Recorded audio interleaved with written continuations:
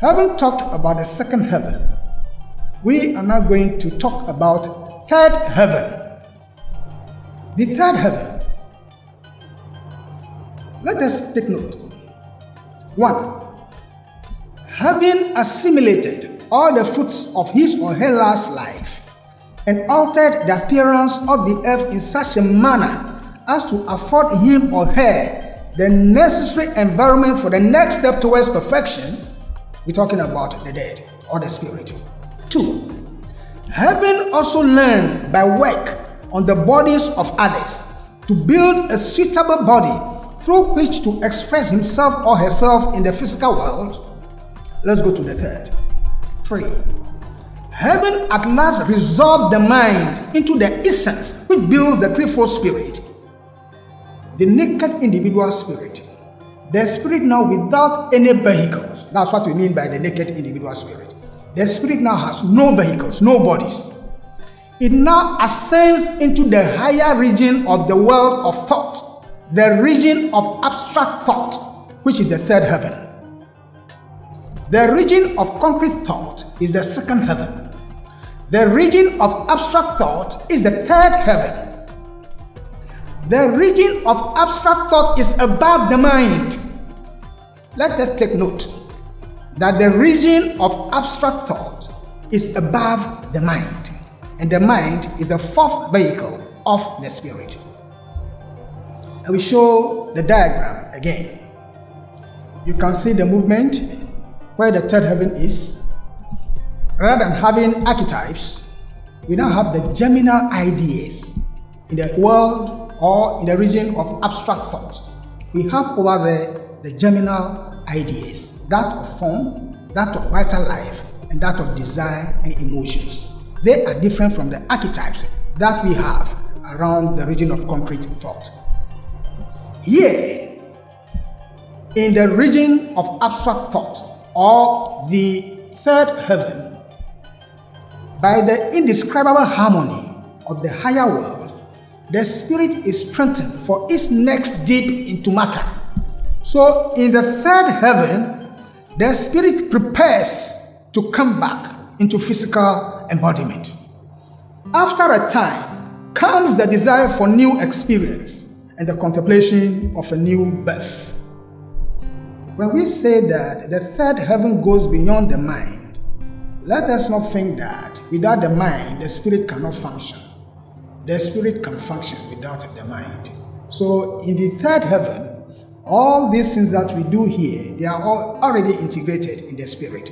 So the spirit can still desire over there and can also think more or less, but not the way it does in material things. This conjures up a series of pictures before the vision of the spirit, a panorama of the new life in store for it.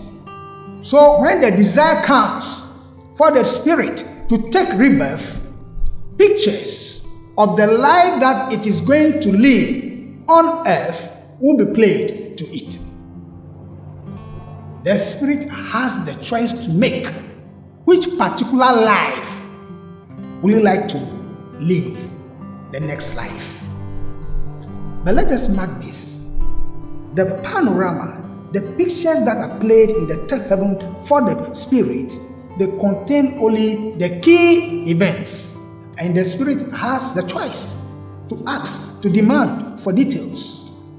But it's the key or the principal events that are played to the spirit.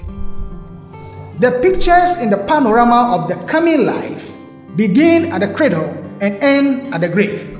That is how the pictures are played in the third heaven. Not backwards, but rather forward. This is the opposite. Playing the pictures forward is the opposite direction to what is done after death, when the panorama is played in reverse order. The panorama passes backwards after death in reverse order, but in the third heaven, when the spirit is to take a new embodiment, the pictures are played in a forward direction. The reason for this difference in the two panoramas is that In the before birth panorama, the object is to show the spirit that is ready for physical embodiment how certain causes in the spiritual world or certain actions in the spiritual world produce certain effects. That is the reason. In the case of the after-death panorama, the object is the reverse, to show how each event in the past life was the effect of some cause further back in the life. We may be asking ourselves, why should we come back to rebirth?